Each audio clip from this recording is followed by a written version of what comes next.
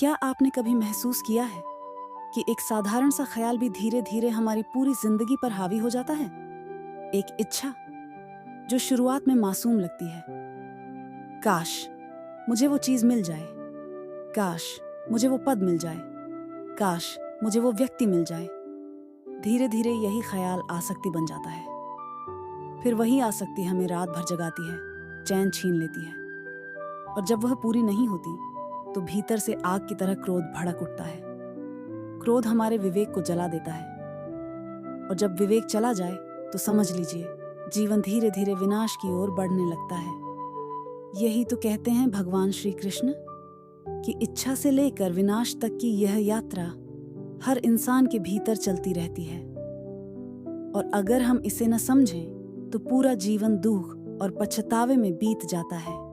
गीता कहती है, ध्यायतो विषयान् पुंसः संगः तेषु उपजायते संगात् संजायते कामः कामात् क्रोधो अभिजायते। अर्थात जब मनुष्य बार बार किसी विषय पर ध्यान करता है तो उसमें आसक्ति पैदा होती है।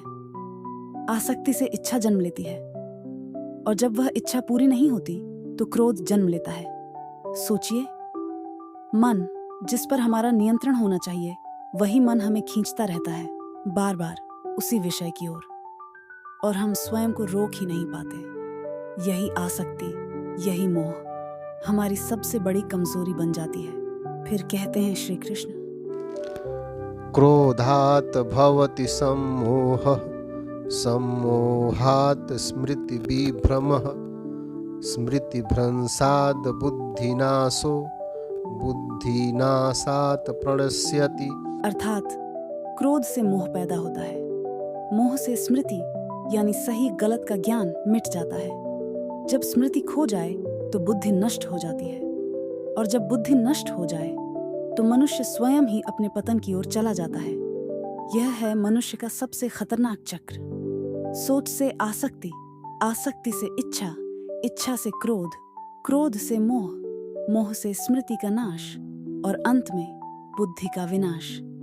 यही चक्र बार बार हमें जकड़ता है, और यही हमें जीवन के असली लक्ष्य से भटका देता है। मान लीजिए एक छात्र है, वह बार बार सोशल मीडिया पर दूसरों की जिंदगी देखता है, महंगे मोबाइल, फैशन कारें। धीरे धीरे उसका मन पढ़ाई से हटकर इन चीजों पर केंद्रित हो जाता है। उसके भीतर इच्छा जन्म लेती है, मुझे भी चाहिए।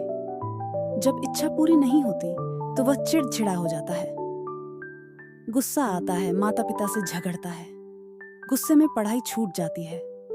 धीरे धीरे मोह उसे जकड़ लेता है, वह लक्ष्य भूल जाता है। स्मृति मिट जाती है कि पढ़ाई ही उसका भविष्य है, और अंत में उसकी बुद्धि नष्ट हो जाती है। भविष्य अंधकारमय हो जाता है। क्या यह चक्र हम सब की जिंदगी में कभी न कभी नहीं चलता?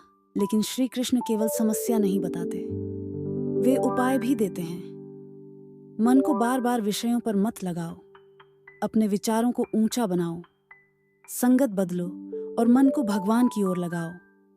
जब ध्यान भगवान पर टिकेगा तो मन विषयों की ओर भागना छोड़ देगा, और जब मन शांत होगा तो बुद्धि सुरक्षित रहेगी। याद रखिए, इच्छा से क्रोध, क्रोध से मोह और मोह से विनाश।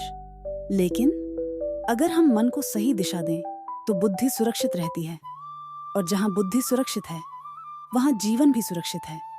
इसीलिए श्री कृष्ण हमें यह शाश्वत ज्ञान देते हैं, मन पर नियंत्रण रखो, बुद्धि को ईश्वर में स्थिर करो और अपने जीवन को प्रकाशमय बनाओ।